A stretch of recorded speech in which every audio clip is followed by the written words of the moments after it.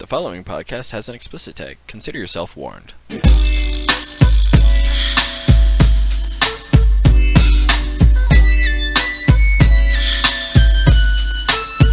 I started. 1, 2, 3 into the four. Sure, Snoop thanks. Doggy Dogg Yeah, and okay, Dr. Dre we're is good. at the door.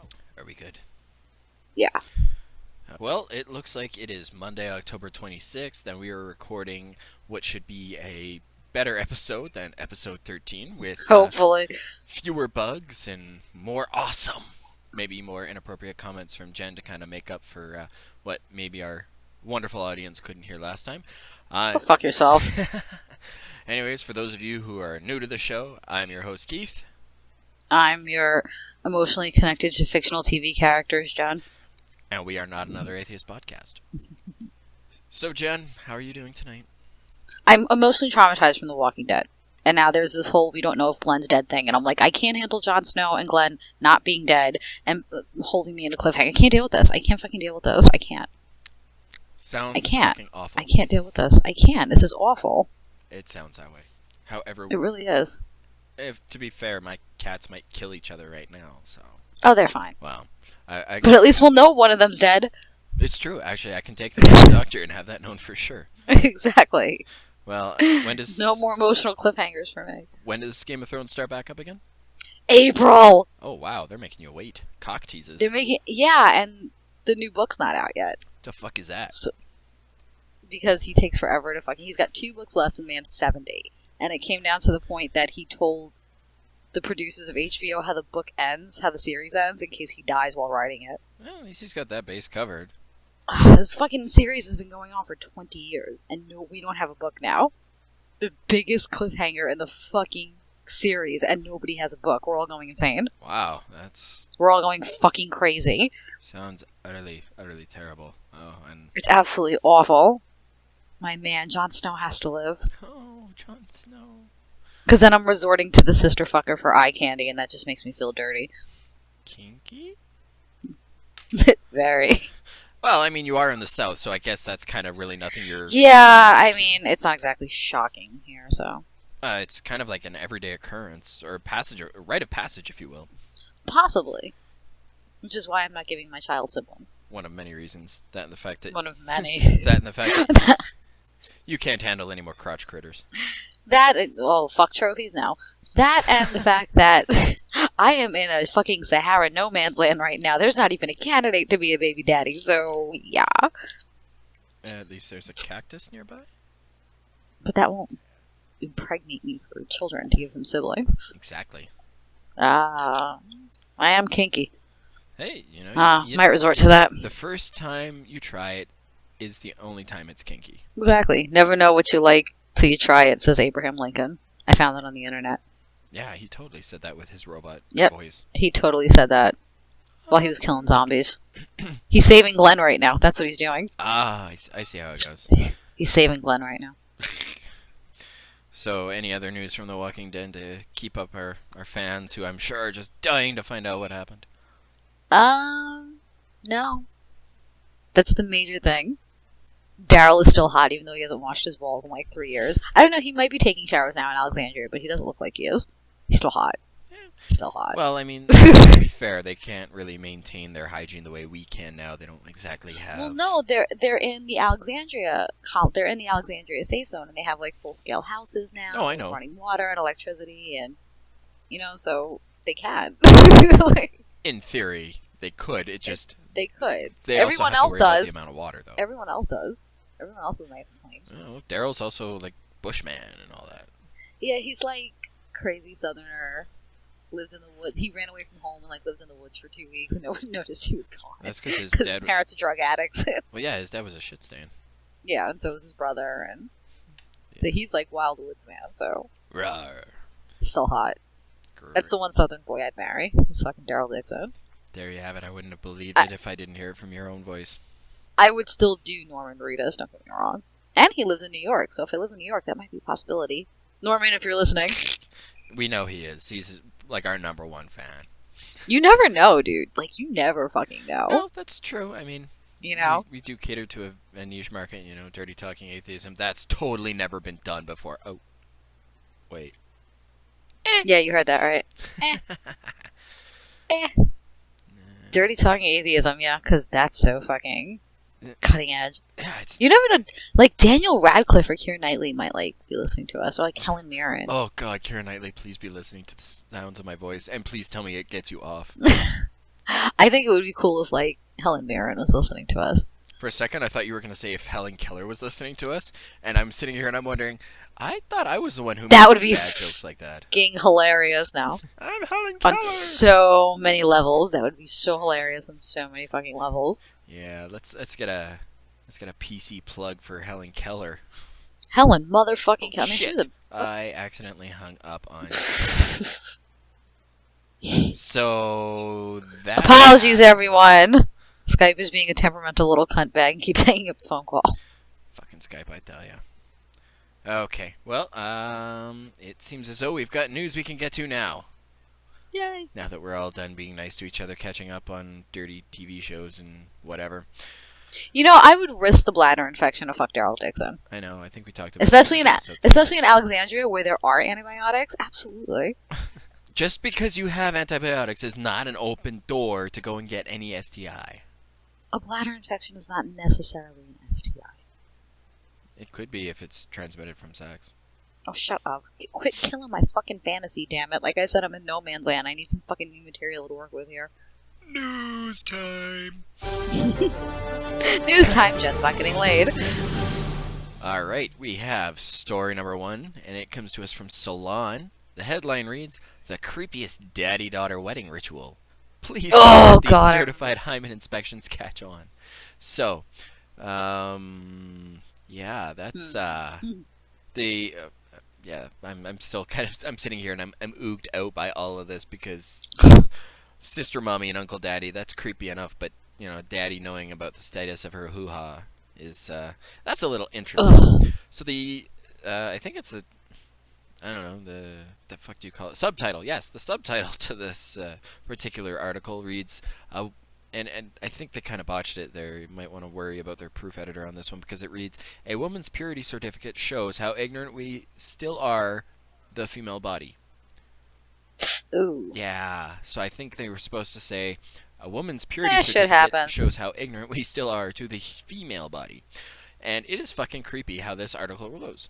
Okay, so let's just dive in head first because why the fuck not? So this whole virtue of young girls promising daddy that their virtue would be their virginity until marriage, and that's wrong on enough levels without. Well, I mean, have you ever seen one of these purity ceremonies? Have you ever like watched one go down? I think that's the wrong phrasing, but holy shit, okay, go ahead. Yeah, okay, yeah, anyway. They have this whole commitment ceremony where they commit themselves to God, but the father, like, puts a wedding ring on his kid, and they're, like, married to God, but married to their fathers. It's totally creepy. That is so fucking weird. Okay. It kind of just heightens the whole proof of purity thing, you know what I mean? It's gross. It heightens the creepiness of it. Isn't this where, like, it's a purity ball of sorts? Basically, yes. And they kind of all get dressed up. It's like an extra prom. God, do people... It's like a wedding. God damn it, do people just need any excuse to fucking throw a ball? Like, fuck's sakes. You've never met an Italian family. Actually, I know Filipinos, and they love to celebrate. We will find any fucking reason to celebrate. It's Thursday! Hey! We're alive! Anyways. Everyone made it to church today. Yay! Okay. So, the girl the article is about is named Breland Bowman? Breland? I don't know. Breland, I think her name is. Breland? I don't know. Yeah. So, possibly. When she was 13 years old, she signed a commitment contract to be abstinent from fornication, which they explain as rubbing and petting, not, actually full. Oh, wow, they, like, got all-inclusive about it. Just rubbing and petting, though, that's kind of weird. And she was to be abstinent So oral's totally on the table? That's my assumption.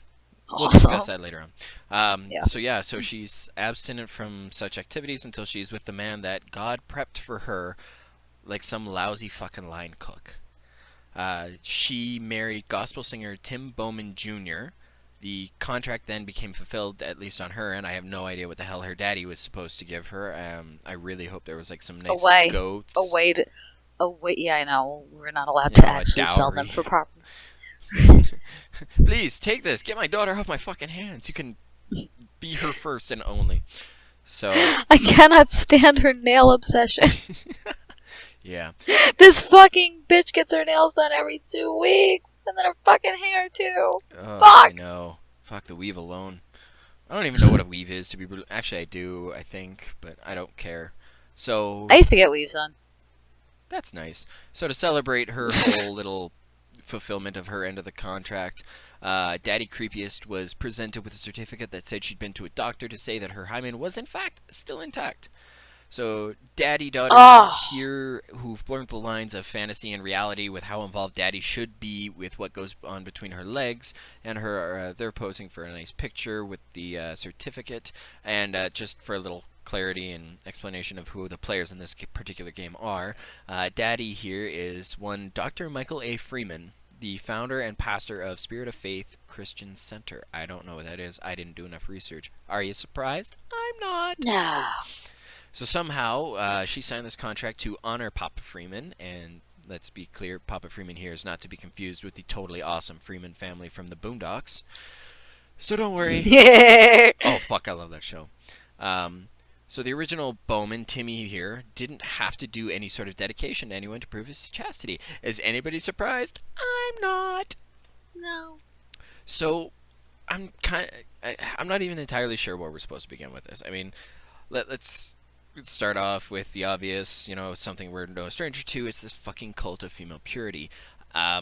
We've talked about this in past episodes and discussed our thoughts about the Duggar family, who they've, given us ample room to discuss this. But it's outdated, and as the author of the article in question here aptly puts, it's profoundly misogynist. Wow, I ended that badly. It's profoundly misogynist. Yeah. I keep trying to go misogynistic. Oh, my kitties are getting along, finally. So, first things, the male didn't have to provide proof of virginity because... Right, I was just gonna bring that up because, boys will be boys, but girls must be pure in the eyes of God. But here's what I start to fucking wonder. Is why is female virginity so sacred? I mean, I can't help but wonder if the so-called men in these relationships are so intimidated by a woman's sexuality that it just renders them inferior. I mean, is it that important that she never know what decent sex is like, so you can be as terrible as you want in bed and she won't know the difference? And that's exactly what it is. Nor will she be certain that she can do better? I mean, are you that insecure about the size of your cock? Like, seriously. And then you can train her for exactly what you want, and she hasn't been tainted by another man. Yeah, how dare she think for herself and, actually want an orgasm here and there. Or to enjoy, the beautiful act of sex. So there's a kind of a hilarious note to this story that I wrote down. What the fuck are you doing? Trying to adjust stuff. I'm kind of curious if I should say what it looks like, or if I should just let the listeners wonder if I'm watching you adjust your girls or just adjust your panties. I'm adjusting my webcam because I decided to lay down. So or the Mandingo cock in your panties. Oh, God, how I miss thee. So, back to the whole hilarious note that I found. So, Breland fails to prove that it is her original hymen because we have reconstructive surgery that we can do because it's... I don't think she did that. Because, virginity isn't fucking creepy enough without assembling all the parts. So who the fuck wants to go through that again? I mean, I don't know if my hymen was intact when I lost my virginity because I never actually went and looked, but I was very active as a child, so for all I know it could have broken at that point. But at some point over my childhood with everything, I was running and jumping and bike riding and everything else. You were being a kid. But yeah, I was being a kid. But who the fuck wants to go through losing your virginity all over again? I'm sorry, not even Harry Styles is worth that shit. Nope. I can't help but point out, I took a psychology of sexuality course years ago, and we actually did a little discussion on this. And knowing now what I do, I'm sitting here and I'm going, yeah, I just checked out my crotch, don't mind me. You do it all the time, I'm used to it, but... Yeah, well, I'm kind of attached to it, so... in this video... Literally and figuratively. So we watched a video where they talked about the hymen reconstructive surgery, and the reasons women were giving, it totally caters to this purity bullshit. Yeah. They're talking, oh, I want to give it to my partner and, really, really feel like I'm fully giving myself. Fuck, that's not fully giving yourself. I mean, if you've given him kids and you've raised those kids and the two of you have built a life together and you're willing to put up with his shit, you've given yourself to him. It's not about him anymore. Yeah, it's not yourself is not your vagina. Yes, exactly. I mean, that's how I see it. Yourself is not your vagina. Even porn stars, that's like their job. So that's not them. Yeah, that's just, themselves is not their vagina. that's just a like mask. just like if you told a guy, he's his dick. I mean, most guys would probably love that. Oh my god, are you doing like Pilates? That's awesome. My leg, it started to cramp up for no reason. But like, we don't refer to men as their dicks.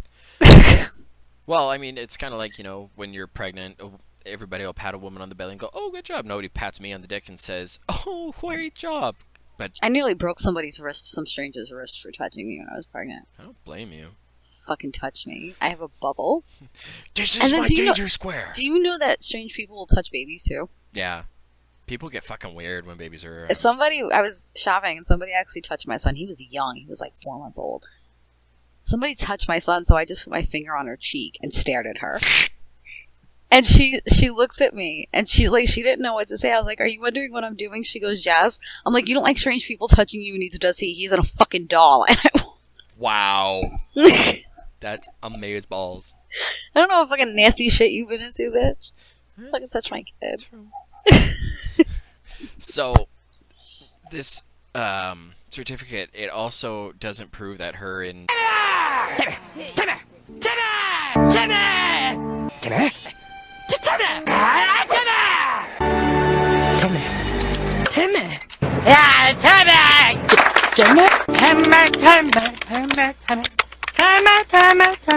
haven't done anything sexually, because as anybody knows... She could have blew him. Well, the religious have spent many years working on ways to have sex without the use of the bajingo. Bajingo? Have you never heard of that word? No. I specifically wrote down that word because I wanted to use it in this, because I love that word. Finding a way to work this into a sentence this week. Urban Dictionary, bajingo, it is a slang term for vagina. I have no idea why, but it is awesome. I will keep everyone updated on how I've used my new word in everyday language. God, I can't wait.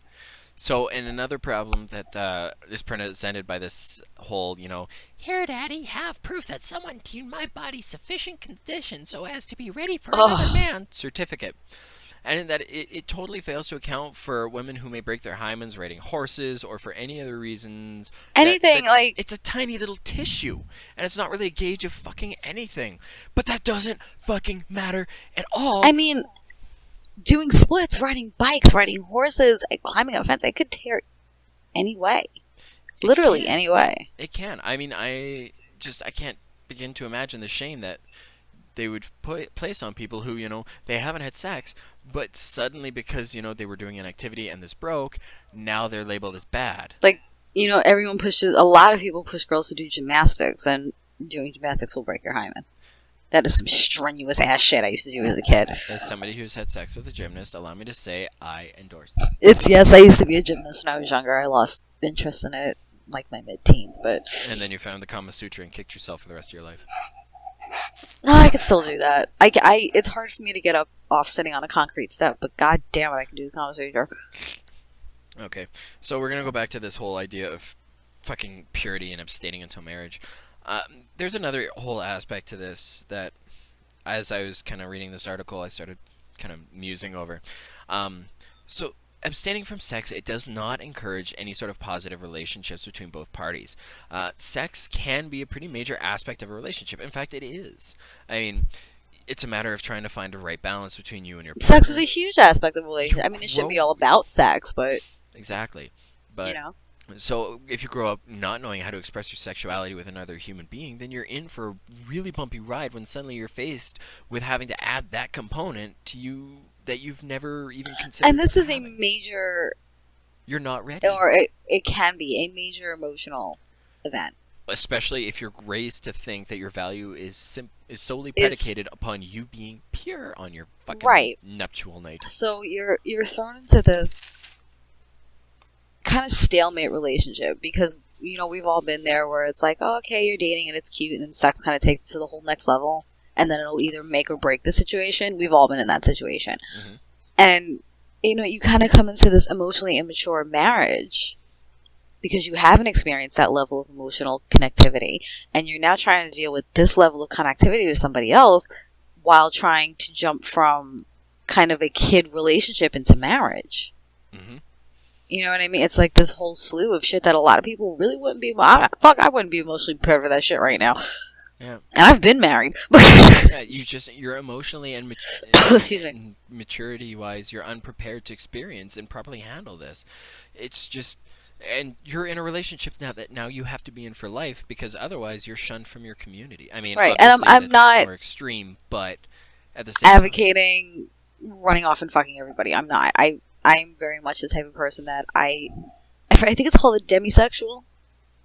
Okay. I think that's what they're called, where you can't really be sexually attracted to someone until you form some kind of emotional connection. I don't think I'm a full-scale demisexual, but there has to be some kind of wavelength between the two of us. As there should be. I mean, like, I'm dead serious. If I were to meet, like, Kit Harington or Harry Styles or Norman Reedus, and he was a dick, and one of them were a fucking asshole, I'd be like, oh god, don't touch me.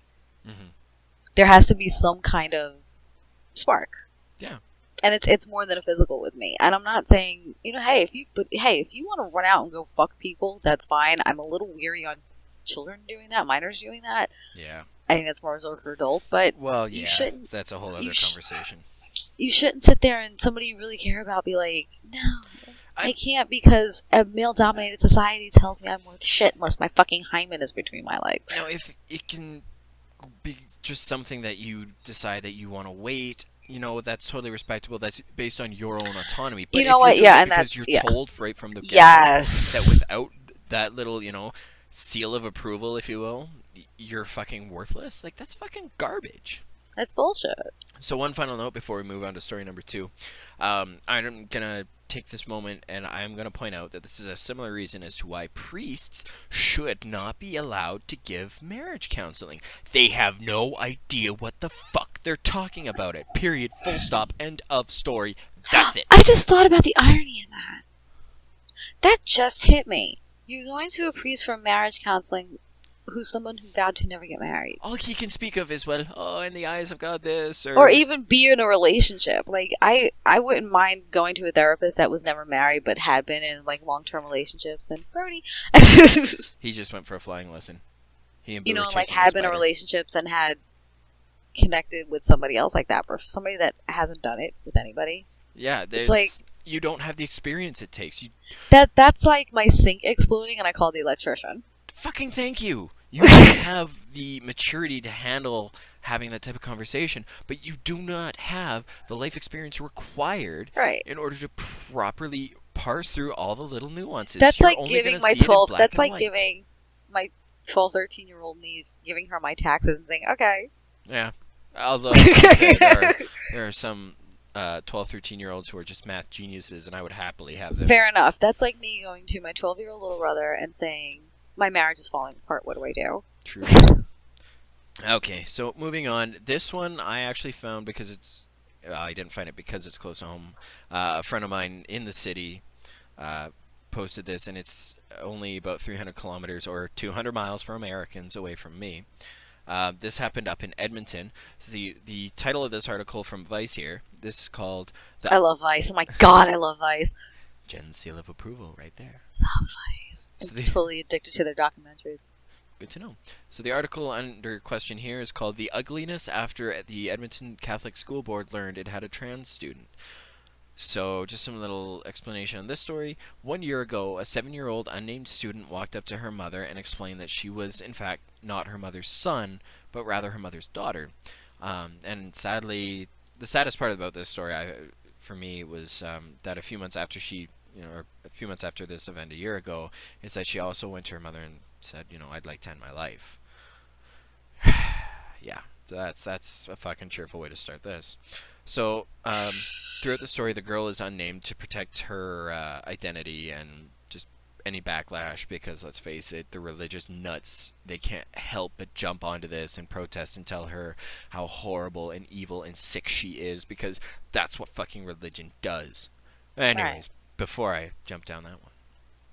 So she's an attendee of and I'm gonna really, really make sure everybody hears what I say this, publicly funded Edmonton Catholic School District, and it is part of the Greater Edmonton area and Catholic school boards in that area.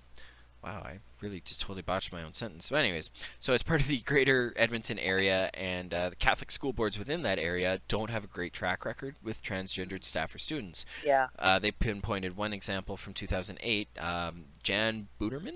Jan Buterman, a transgender substitute teacher. I can never hear that name Jan ever the same again, but I'll get into it later why. Eurotrip?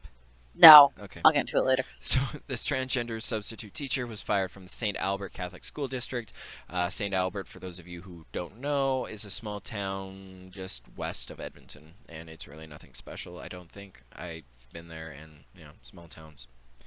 We're all small towns. You've seen one, you've seen them all, right? Anyways, so the reasons for his termination were that his transition did not align with the church teachings, and actually, it just last year, he won the right to argue a wrongful dismissal case in front of the Canadian Human Rights Tribunal. Not he won a wrongful dismissal case. No, he won the right to argue it. There is something fundamentally fucking wrong with the fact that he had to fight just to have the right to sue somebody for discriminating against his basic human dignity. What a fucking joke. Yeah, so anybody who's sitting there thinking Canada's like this fucking utopia, it's not. We're full of fucktards too. Yeah, but you guys aren't as zealous about it as people We here also are. have like 1/10 your population. That's probably why. That's why we don't shoot each other as much, is because, we don't really have anybody to shoot. Yeah. The distance is too far to travel. Yeah. So anyways, back to this poor unnamed young girl. During a meeting with school officials and religious leaders, the major bone of contention was, Jen, do you want to take a wild guess? Oh, you fucking read the story. Never mind. Actually, I don't think I did. Oh, fuck. Okay. Alright, then I want you to guess as to what the biggest issue that they debated was. If God made him an actual man or woman. No. The major bone of contention was where the girl would go pee. Not how can we ease this transition, or how can we best accommodate her needs. No, it was about where the girl would use the washroom because, that's fucking their business. So one priest, I guess, was recorded having a discussion, and he basically decided it was a disciplinary issue and asked about, quote, provisions, parameters, and boundaries, unquote.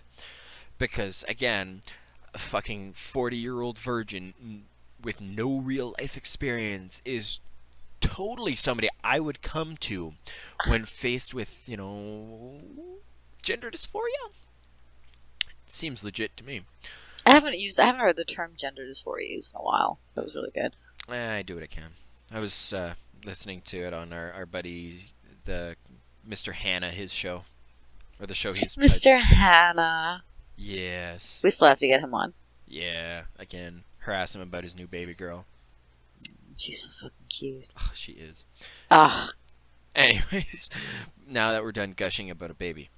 So after the meeting, the mother filed a human rights report against the school when it banned her daughter from using the girls' restroom. And how did the school respond, you might be finding yourself asking? By deciding to make a pariah of the girl. They created a gender-neutral bathroom. Now, I'm going to add a little caveat here. I am for gender-neutral bathrooms. But if somebody clearly states that they are female and they identify as such, forcing them into a gender-neutral bathroom is merely subjugation and nothing we should even entertain. A gender-neutral bathroom should be a choice to anyone, not just where you decide people are the same but different. And I apologize to any black listeners who may believe that I'm equating what they've gone through in regards to human rights in to this story. That just happens to be the best comparison I can make right now. Or, like the Stonewall riots and the discrimination against the entire LGBT community is... Yeah, my activism doesn't stem very far back. I'm still learning. I'm sorry. Maybe we should talk to invite a trans person on to educate. I might be able to pull that one off, actually. But anyway. Yeah, we should see what connections we can get. Yeah. Anyways. But Yeah. What's the fucking concern about the bathroom? We I kind of don't get understand into that. the We get big into that deal a about little the later. bathroom. They actually, so it's right near the end here, the board offers 2 defenses, but we'll get into that when we get there.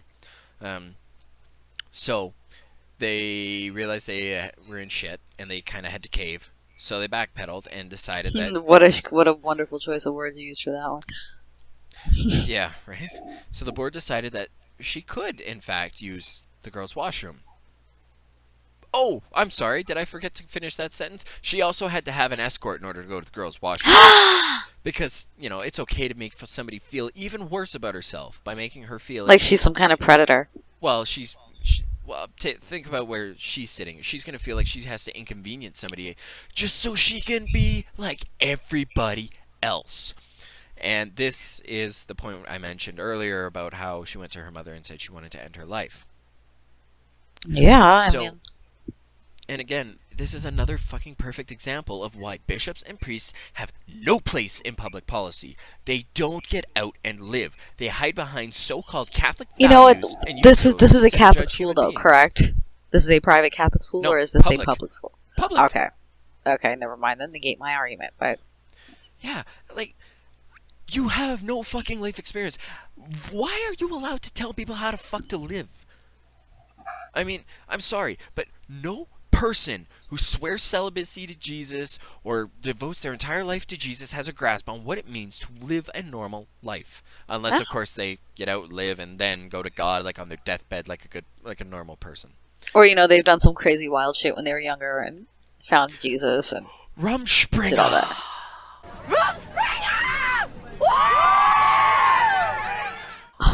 I'm dying. I live in an Amish community, and I have yet to meet a child that's been on Rumspringa. I lived here for 7 years. What? And then I lived near one in upstate New York, 2 years.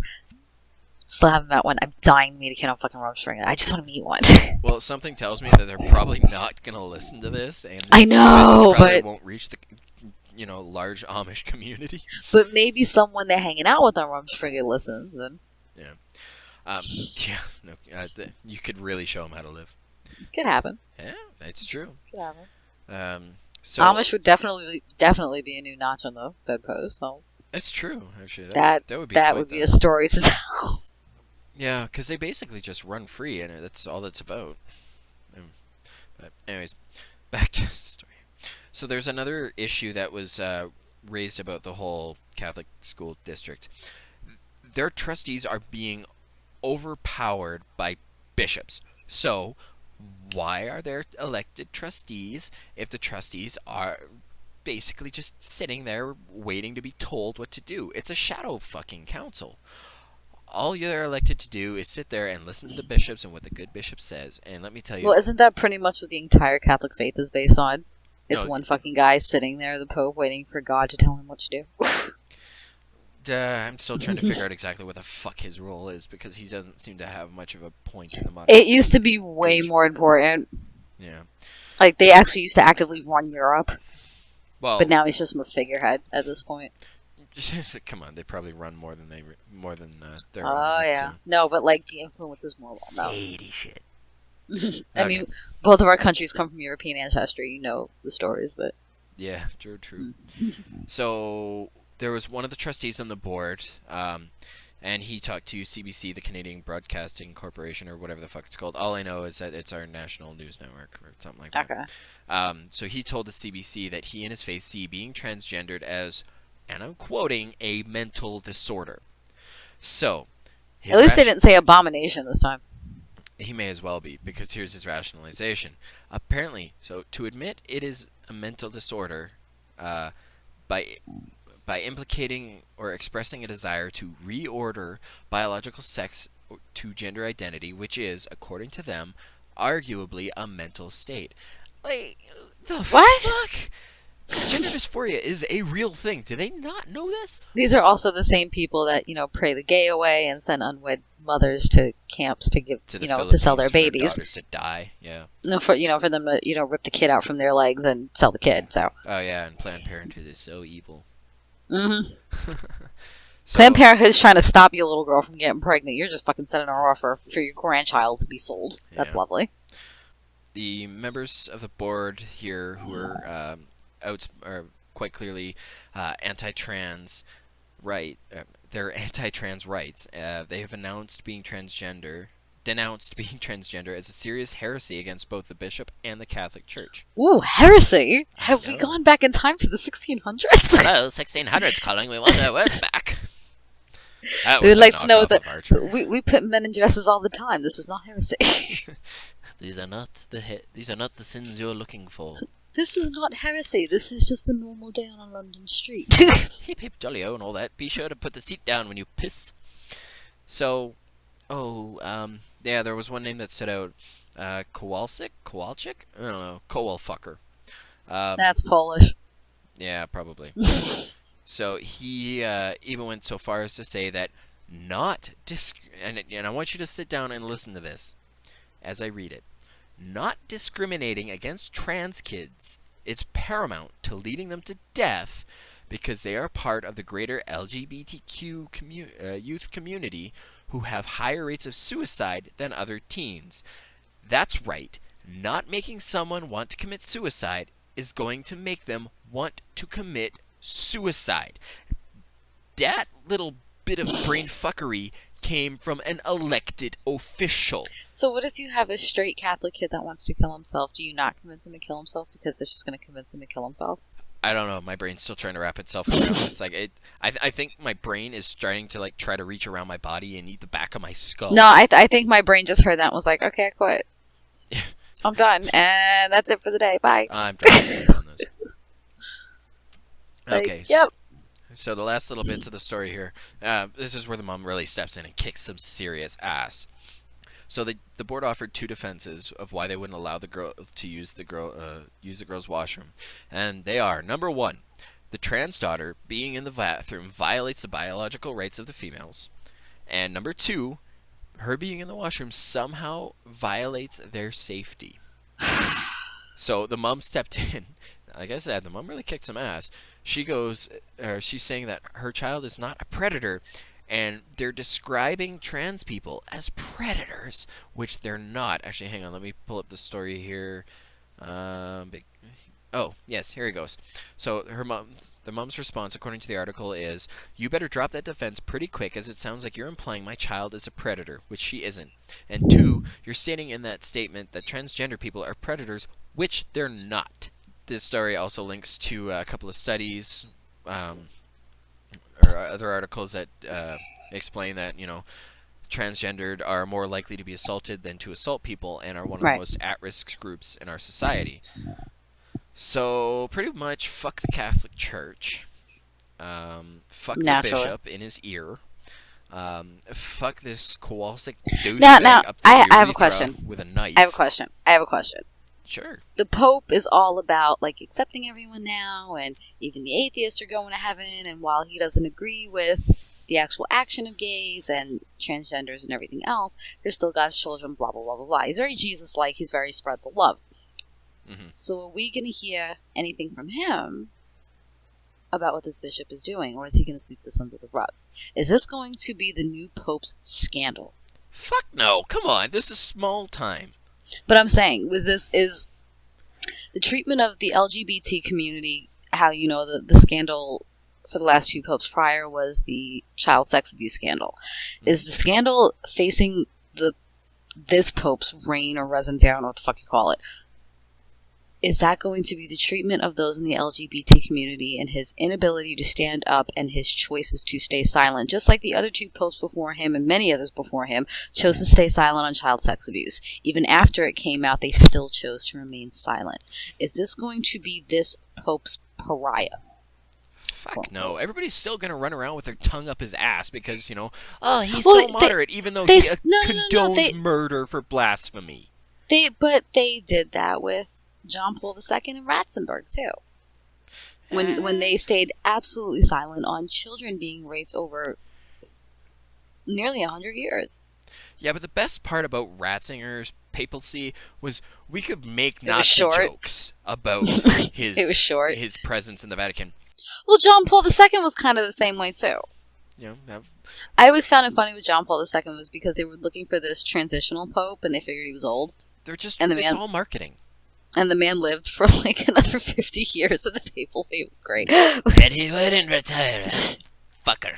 No, he had to he was like, fuck you, I'm dying on this shit.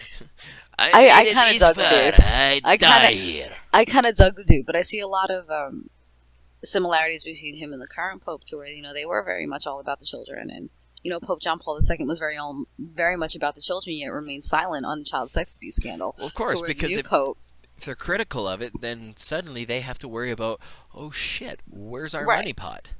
but here comes the new Pope preaching all this love and acceptance and all this other shit, but it's a remaining crock. silent.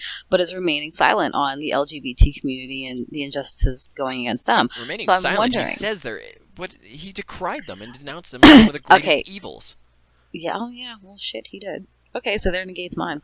But he's doing nothing against the fact that he's still calling for the whole love the sin, not this, you know, hate the sin, not the sinner He's bullshit. saying one thing and doing a fucking other. He also backed a bill in Eastern Europe that would have outlawed gay marriage. It was a referendum. Well, I think it was in duh. Hungary, and he was all, "No, we need to pass this. You know, gay people can't be married. How dare one loving human being actually commit their life to another? How fucking dare?" Well, they? you have to realize too, these are also the people that kind of believe that, you know, yeah, your marriage is legal, but if you don't get married in a church, it's not legal under the eyes of God. Type Yeah. of shit. The Catholic religion. Yeah. If it feels good, stop.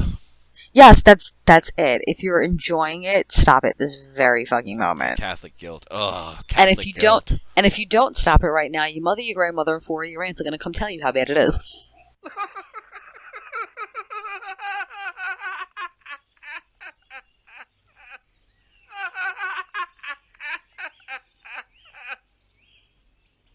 And now for something completely different.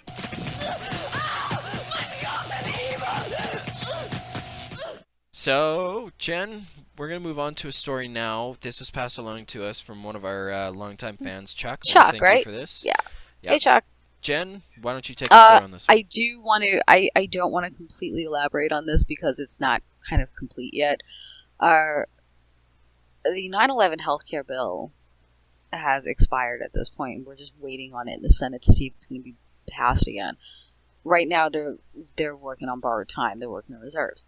When 9/11 happened, and we started noticing the excuse me, the health conditions that were coming from it, which was severe lung conditions, cancer.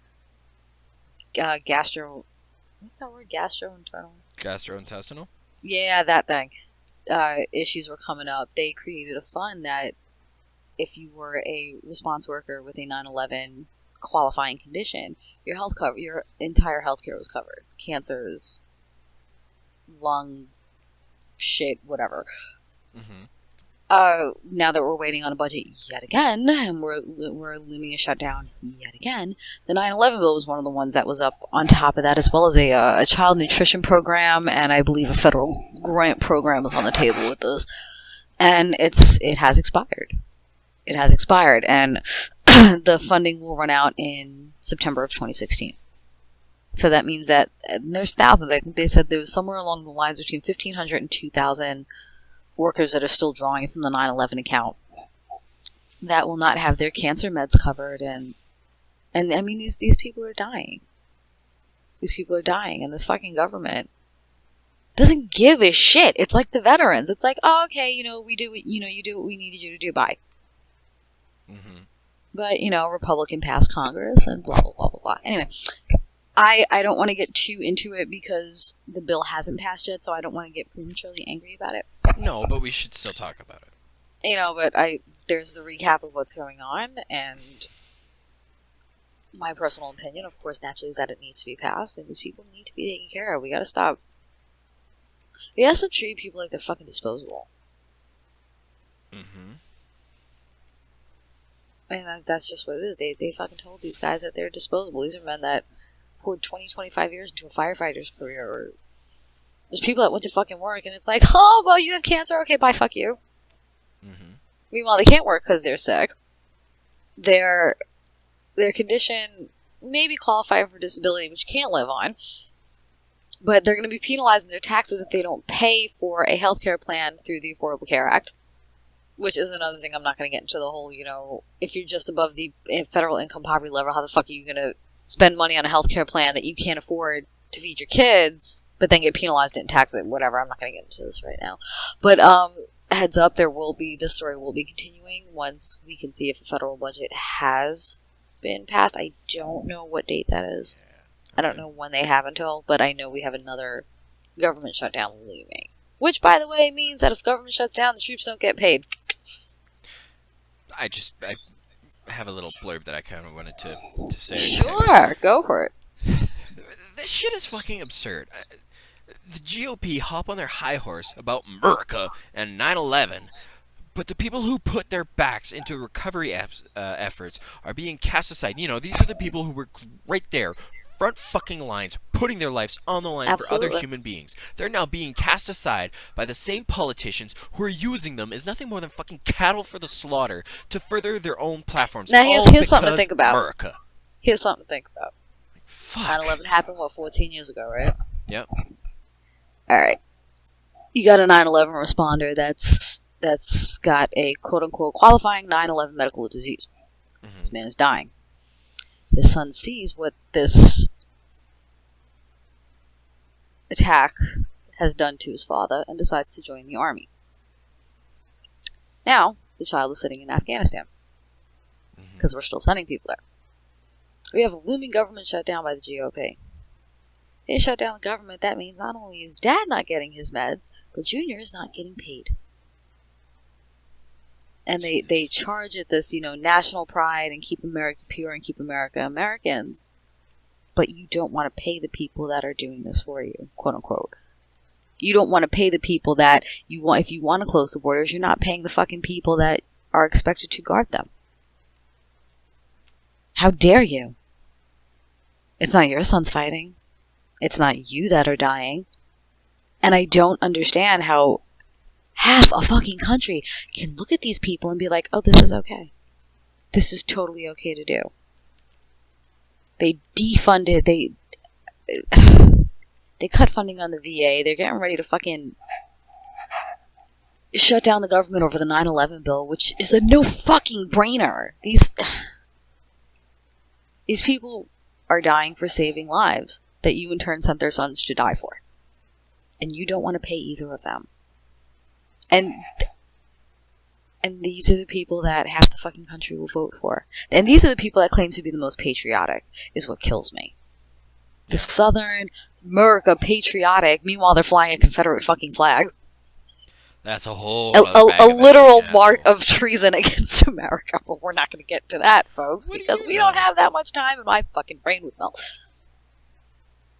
But it's, you call on people to sign up. You call on people, you praise them in the media, and then you turn around and shut the doors. How fucking dare you? But no, it doesn't affect their pockets. Marco Rubio's not dying. Donald Trump is still fucking selling buildings. Yeah, Ben it's because Carson, he's rich. He's really rich. Ben Carson is hung up on the abortion thing right now, and I don't think he can multitask his brain enough to actually fully cover more than fucking one topic at a time. George Bush can retreat back to, Mama and Papa Bush's ranch and not deal with it. And I'm sorry, I can't think of any other Republican candidates right now because there's so fucking many of them. Carly Fiorina's too busy, killing her daughter. Driving fucking... driving businesses into bankruptcy and, just laying off more people and making sure more people don't have health insurance. So, yeah. But, I really want to know for any of you out there that are Republican and conservative and, love America or get the fuck out type of deal. If you love America so much, why the fuck are you willing not to pay your troops and not to pay men and women that put their lives on the line to save other people from somebody that attacked America? Why is this okay? How is this American when you won't take care of the Americans that quote unquote keep America free and keep America America? Are they supposed to do this for free because it should be their patriotic duty? That's bullshit.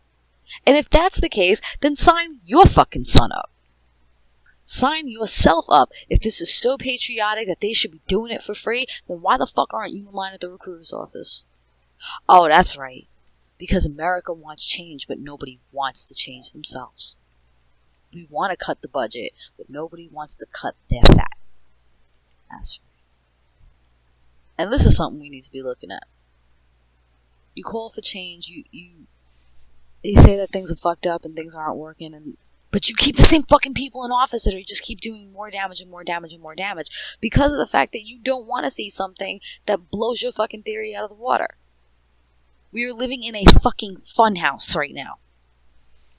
We're all having fun with the distorted views of everything perceived through everybody else, but nobody actually wants to come out of the funhouse and look at themselves in the mirror as they are. Nobody wants to be wrong, so it's fine to distort. You're completely fucking okay with these men and women. There was a woman, infamous woman, a picture of her in a business suit covered in dust that night. She died recently. She was 42 of cancer. Now, you want to keep these fucking people in office that are willing to defund this bill, but you will not provide them the free health care that they deserve. So now what? You keep saying we want to push soldiers and Marines and airmen and Navy men to Syria and Iraq again, and we got to do something about ISIL, but you don't want to pay them to support their families while they're over there. You can't have it both ways. Come out of the fucking funhouse. Start seeing things as they are instead of standing behind this America two-party fucking political bullshit. But like I said, everyone wants fucking change. Everyone wants jobs. Everyone wants affordable health coverage, if not free. And everyone wants to send their kids to school, but nobody wants to, cut their cable service. Nobody wants to trade in the Hummer for the Prius. And I'm sorry, you can't ask your elected officials to change if you yourself won't change and call for that kind of change. You can't call for that kind of change and not do it yourself. Is that the officials represent a system that doesn't encourage people to change like that for the better? It doesn't. It encourages the downward spiral, but it's the fact that you can't call for change when you're not willing to change yourself. You can't. You can't. So how the fuck do you expect anything to get done if you want to call for change and fucking change something? Fucking change something. But no. They want change just as long as they're comfortable. And because they're comfortable in their backyard, they don't want to see how uncomfortable their neighbor's yard is. And you know what? We're living in a world where we can't avoid the neighbor's backyard anymore. We can't. Avoiding the neighbor's backyard for years and years and years has led us to a cataclysm and a boiling point, where our soldiers are not getting paid, and our literal heroes, our actual fucking heroes, are going to die without care. In very painful ways. But, keep electing your fucking Republicans in there. Let's go fucking Trump. Let's go fucking Ben Carson. Jesus fucking Christ, that one. Holy shit. Carson or Trump? Oh my... Both. Yeah. Fucking winner chicken dinner over here, eh? And then what else we got? Hillary? Fucking Christ. She's nothing but a fucking... She's... When it comes down to Carson, Trump, and Hillary Clinton, that is the literal two cheeks to the same ass. Yummy? Delicious. Well, I don't know. She is with Bill, so... Ugh. Yeah, but he's going everywhere else to get his strange, so... I was saying this, Bill Clinton's gotta be like 70, man. I'd still fucking do him. Really? Oh, yeah. He's got that, fucking charm about him. Damn. I'm just saying. I know you miss your daddy. Anyway. And that southern charm is, extremely disarming. From him, at least. But anyway. I would love to open up a conversation with anyone of our conservative. And I have my shit I'm conservative on. I have my shit I'm liberal on. I'm talking about true to fucking heart conservatives that will vote Republican or die and really think that this is the best course of action for our country. And I'm talking outside of abortion and outside of immigration. I want to know, on a fiscal level, the choices that are being made to cut funding to the VA, to stop the government, to literally shut down the government, not pay our soldiers, to defund a program that is paying for literal heroes that saved lives on the first terror attack that we can remember in 2 generations. Why is this okay? This is an open invitation to all our viewers. Please contact us. What? You're all like... Sorry, I totally blanked out on you there. And, okay, the Yan story. Why I can never look at that name the same way again. Okay, watched let's move on to that. This is fucking interesting. I watched a movie the other night called Breaking the Waves. Okay.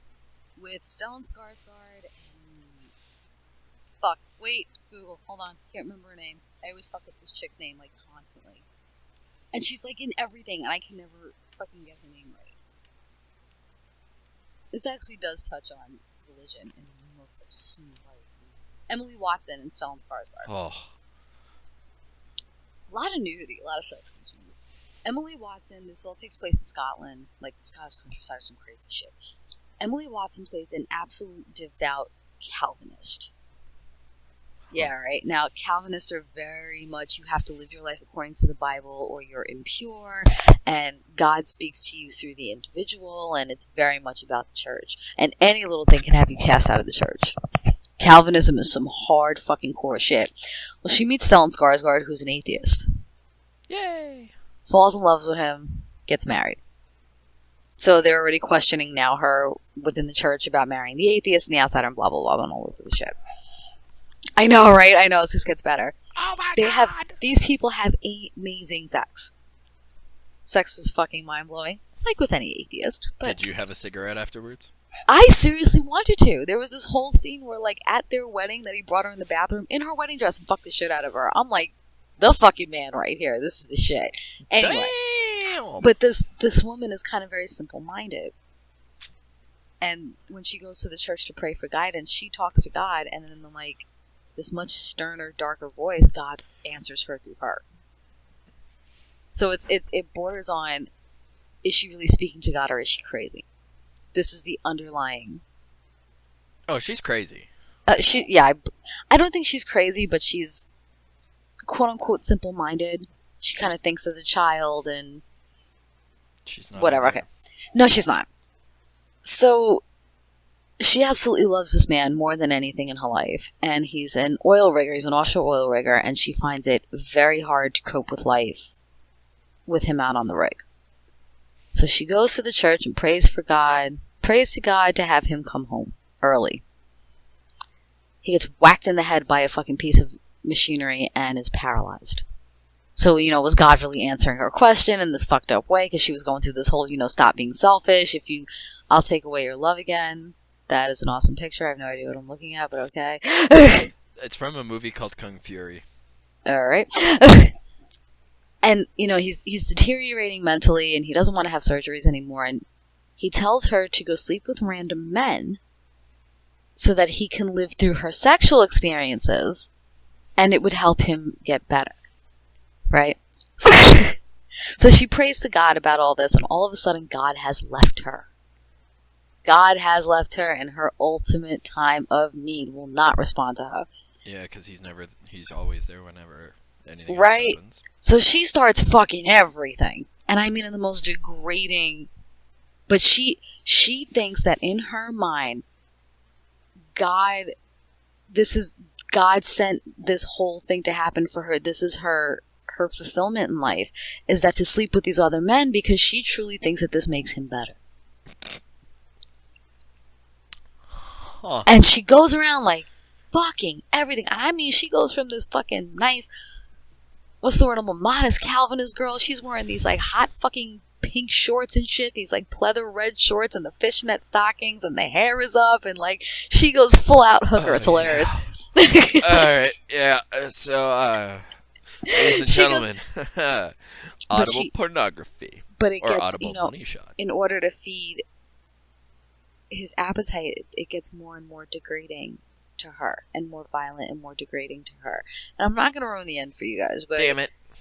I'm not, because that's like a what the fuck moment. What the fuck? But they wind up throwing her out of her church, and there's a scene where she was nearly raped and nearly killed, and she escaped, and she comes back, and the neighborhood kids that once loved her, that were a part of the church, she's now been thrown out of the church for her behavior.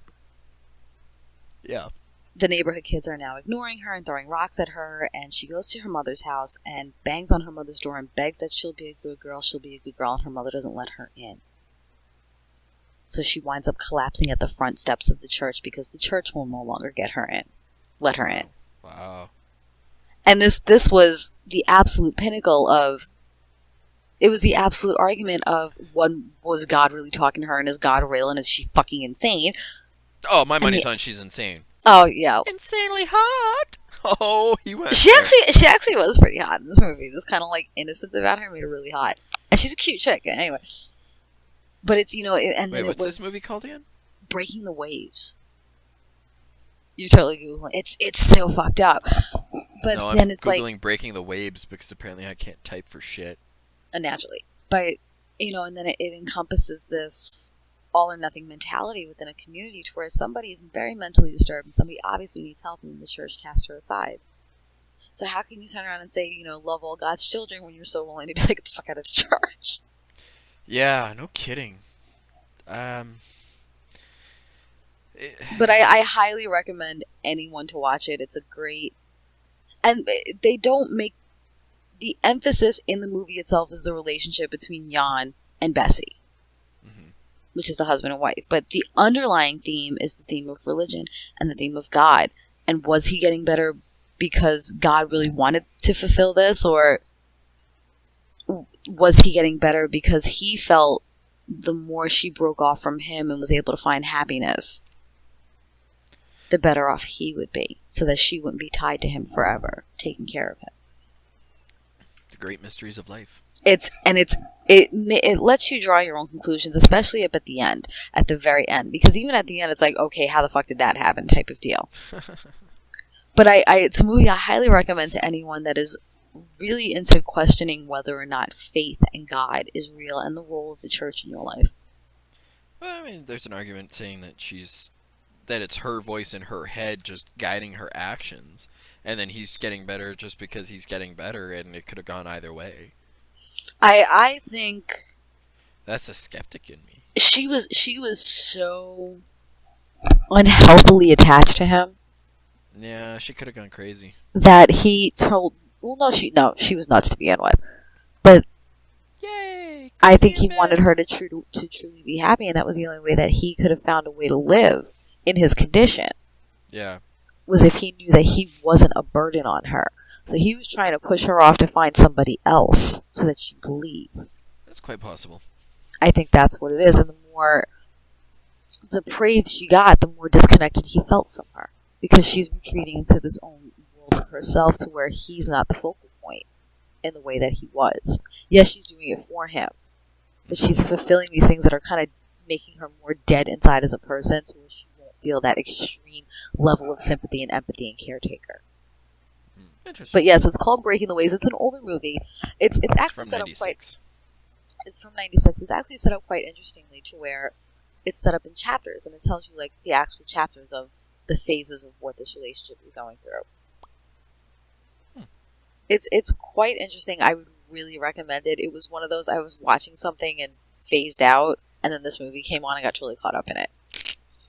And another kind of religious but not movie that I would recommend is St. Vincent. Bill Murray and Melissa McCarthy. Great movie, you're gonna cry. I love tears. Oh my god. Feed my tears. George, this was like George R.R. Martin Game of Thrones tears, dude. God damn it, Jen. So good. So good. Okay. Jen, would you mind if I just pulled out my soapbox for just like a 5 Do I minute, ever 9 fucking minutes? stop you? Do I No, ever? but this is kind of an impromptu thing, and this is just spurred by an event Fuck that happens it. over the weekend. Fuck it. Go with it. Okay. Ooh, if anyone needs me, I'll be in the Angry Dome. Let's stop making stupid people famous. Alright, let's just fucking stop. And while we're at It's it, so much fun. can we Alright. just stop coddling people and telling them that they're talented when they clearly aren't? I was at a concert the other night where the cute, overindulged 22-year-old daughter of the organizer was put on stage to, quote-unquote, sing because no one told her she fucking sucked at it. She did. She was terrible. She had no talent and absolutely no stage presence. In fact, all she had going for her being on stage was that she is cute. When did we reach the point as a society that we need to encourage people to try pretending they're good at things when they're clearly bad at them? What is the shame in telling someone to pursue their actual talents? Why do we have to be good at things that get us attention? And guys, I'm going to focus on you for a second here because you are the worst for this. Just because a girl is cute and flirty does not mean she's into you. Alright, get it through your skull. Do not celebrate and praise untalented people just because you want in their pants. Stop going head over heels for someone that wants your attention. Sure, it feels nice, but it's all a sham, it's all bullshit. No one should shame you for being honest when somebody isn't talented. Just shine where you can. Just because someone tried doesn't mean they deserve your undying affection. Stop flocking to these attentions whores. And they could be guys or girls, trans, it doesn't matter. Anybody can be an attention whore. It takes literally no talent. The only requirement is an overindulgent parent who didn't encourage you to pursue what you are good at and instead made sure you had a need for the fucking spotlight. Can we just fucking stop? And rant. Now's the time on Sprockets when we dawn.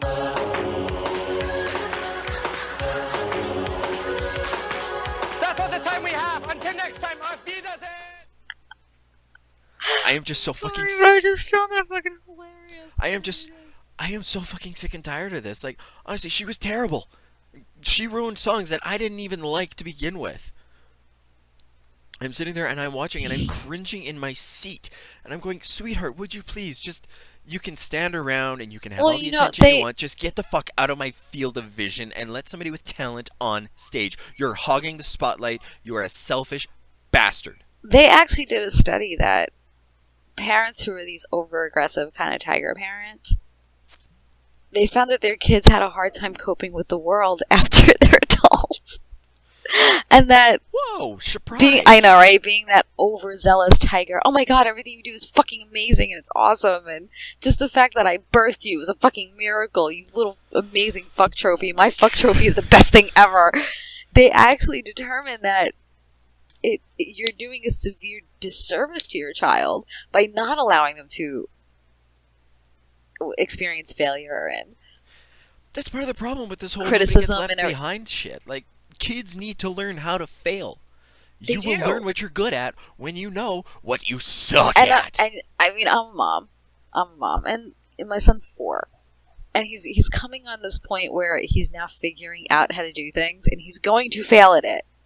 Yeah. And when he does, he's going to scream and cry and throw it on the ground and get totally frustrated. And when they're 4 and they can't get something, they're extremely hard on themselves. It's almost kind of a little heartbreaking to watch. It is, but because they're trying. They really are. But you know, I'm at the point where I have to step back and let him learn. Mm-hmm. And 99% of the time, I'm not even going to fucking sit here and lie to you people. It's not the fact that I don't want him to be hurt about it. It's the fact that I don't want to hear the tantrum. Priorities. Not even gonna. I just can't deal with the whining and the screaming with it.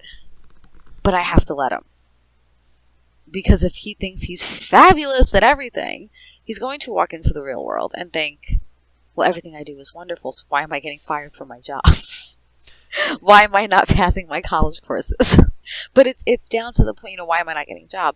But it's down to the point where there are mothers that go on job interviews with their grown children, and when a child does not get the job, they call the fucking job and ask why.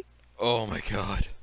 Are you gonna be there in your, you know, standing outside of your son's or your son or daughter's marital bed and going, "No, honey, not in that position. That's not prime for fertilization in grandchildren." Holy shit! I know. It just the overindulgent parenting and this need for parents who feel like they've failed in their life to somehow live vicariously through the near non-successes of their children is just pathetic. And I mean, I kind of get where it's coming from. You know, every we all parent, want our kids to be awesome.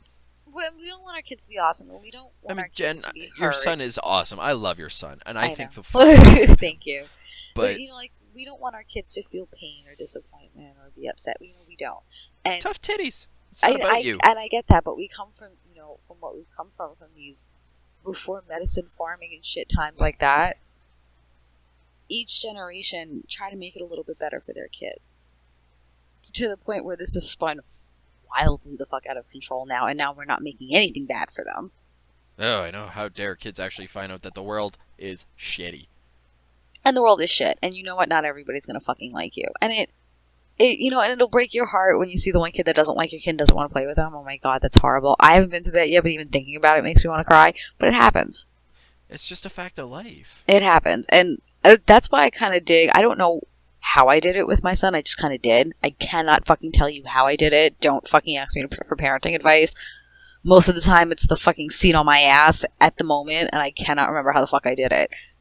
But he's, you know, he does this thing, and he'll play by himself, and he'll figure things out by himself. He's very into figuring things out by himself. If you ask him if he needs help, he will completely ignore you.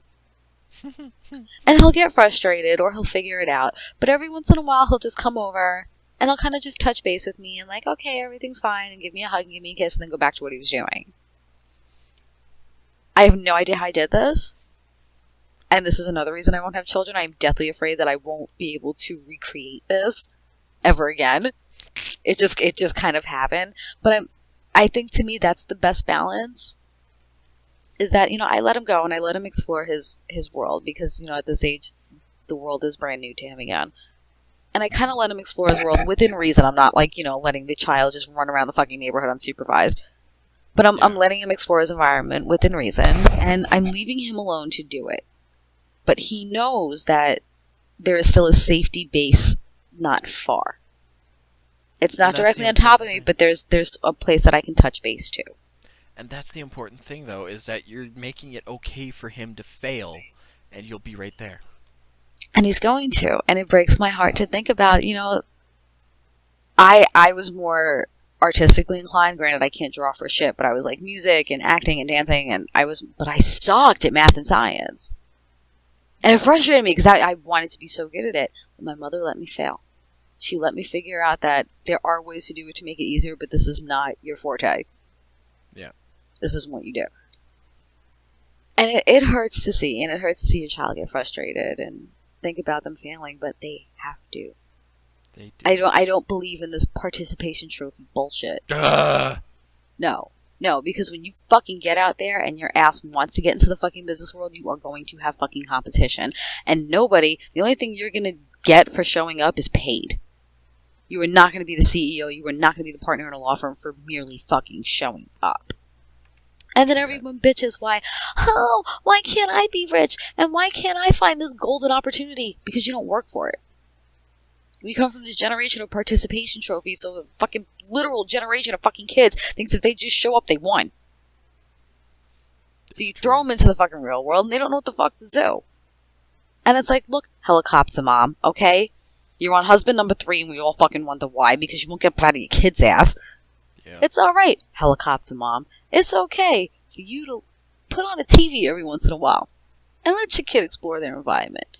It's okay, helicopter mom, to go to bed later than your kid, and maybe have your booty call over for the night. There you go. It's alright. It's okay, helicopter mom, to let some other mother watch your kid. Oh my god, I can't wait for sleepovers. I cannot fucking wait until he is old enough to have sleepovers at his friend's house. Can't fucking wait. I can't fucking wait. Because anyone he would sleep over at, I trust, so your turn. I cannot fucking wait till he's old enough to have, like, school sleepovers and shit, dude. Go. I am very much the type, this is another reason why I want to go back to New York City. There's a lot of the world that he can experience all at once there. But I am going to encourage him, if we do live there, to get out of the city for at least 2 years. I don't care where you go. You can go to London, you can come back here, you can go sit in some fucking little town in France and eat fucking cheese all day. Get out for 2 years. Experience it, fail somewhere else, learn how the world works in other places. We cannot raise a generation of kids that think that they will never fail and will never leave their backyards. Word. We can't. Well, on that note, I think we can wrap things up for another beautiful day. Who said it was beautiful? I don't know, I've taken on a bit of an optimistic outlook on life, apparently. God, this is why I hate talking to you lately. I know, right? It's like everything is sunshine and roses, and I'm like, fuck you. Everything is awesome! Seriously, like, I'm surprised there wasn't some glitter-shitting unicorn that didn't come walking past the screen, and I'm just like, God, will somebody get me a scotch? Yeah, that's Rick. He's just sitting right over there. Oh, hi, Rick. Well, at least he Gonna wasn't. go smoke a bowl. See? The thing I can't do, and I'm not getting laid, I can't smoke, oh god. Alright. With that depressing note, this is Keith signing off for Not Another Atheist Podcast. Stay frosty, bitches. Good night, everyone. The Not Another Atheist Podcast experience is run by Jenn and Keith. If you wish to contact the hosts, please write to nehehp@gmail.com. They can also be found at facebook.com/NotAnotherAtheistPodcast or search Not Another Atheist Podcast on iTunes to subscribe and leave reviews. This is my danger square! Rawr. I knew you'd miss your daddy. I'm picking up my panties and I'm going home. Okay.